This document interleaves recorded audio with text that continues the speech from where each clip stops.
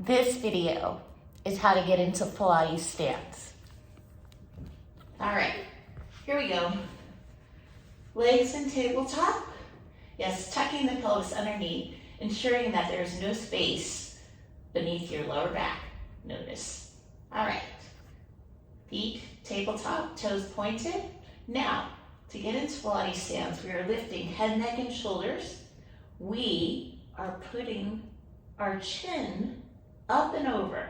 Yes, as if we have a gigantic orange or organic peach underneath our chin. We're looking towards our belly button or in the space between our legs. All right, so up and over, protect the peach, crave the orange. Yes, all right, you have options. I need to keep looking straight ahead through that space between my legs. If your neck gets tired,